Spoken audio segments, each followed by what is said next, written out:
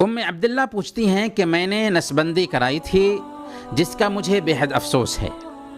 میں نے سنا ہے کہ اب میں حج اور عمرہ نہیں کر سکتی کیونکہ میں پاک جگہ جانے کے قابل نہیں رہی۔ دیکھیں بہن، آپ نے بغیر کسی شرعی عذر کے نسبندی کرائی، ظاہر ہے کہ آپ نے حرام کام کا ارتکاب کیا، جس سے پہلی فرصت میں آپ کو توبہ کرنا ضروری ہے۔ اور سوال سے ظاہر یہی ہوتا ہے کہ آپ اپنے عمل پر نادم ہیں، شرمندہ ہیں، پشیمان ہیں، اور سچی توبہ کے بعد ایک انسان کے گناہ معاف ہو جاتے ہیں۔ اس لیے اگر آپ سچی توبہ کرتی ہیں تو آپ اللہ کی ذات سے امید رکھیں، ہم جس رب سے معاملہ کرتے ہیں وہ بڑا کریم ہے۔ 100 آدمیوں کے قاتل کی توبہ قبول کر سکتا ہے تو ہم اور آپ کے گناہ کا کیا اعتبار۔ اس لیے اللہ کی ذات سے امید رکھیں اور سچی توبہ کریں۔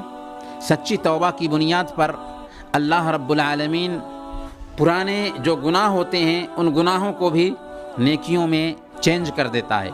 اللہ رب العالمین نے سورہ الفرقان میں بیان فرمایا الا من تاب وآمن وعمل عملا صالحا فاولئک یبدل اللہ سیئاتہم حسنات، سوائے ان لوگوں کے جو ایمان لائے اور نیک عمل کیے، ایسے لوگوں کے گناہوں کو اللہ رب العالمین نیکیوں میں چینج کر دیتا ہے۔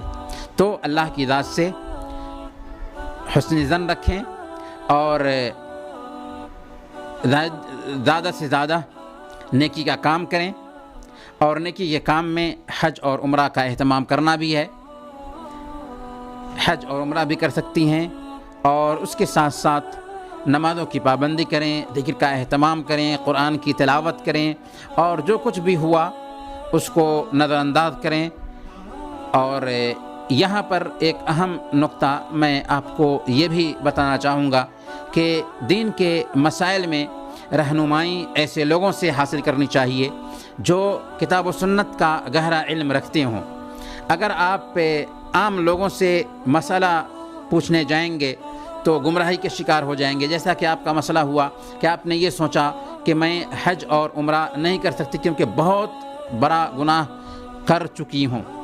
ایک مرتبہ کا واقعہ ہے، ایک صحابہ کا قافلہ سفر پر تھا، ان میں سے ایک آدمی کے سر پر پتھر لگا اور ان کو زخم ہو گیا۔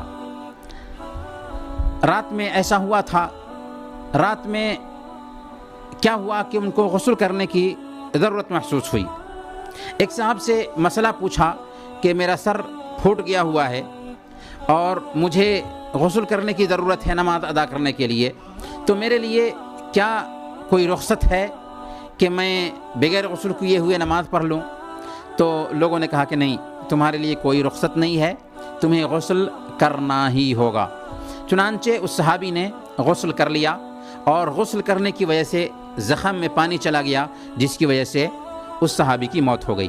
جب صحابہ کا یہ قافلہ سفر سے لوٹ کر کے اللہ کے نبی صلی اللہ علیہ وسلم کی خدمت میں آیا تو آپ کے سامنے یہ مسئلہ ذکر کیا گیا، تو اللہ کے نبی صلی اللہ علیہ وسلم نے اس موقع سے کہا تھا قتلوہ قتلہم اللہ الا سألوا اذا لم يعلموا فانما شفاء العی السؤال، انہوں نے قتل کیا، اللہ انہیں قتل کرے، اگر ان کو پتہ نہیں تھا تو پوچھ کیوں نہیں لیا، کیونکہ جہالت کا علاج پوچھ لینا ہے۔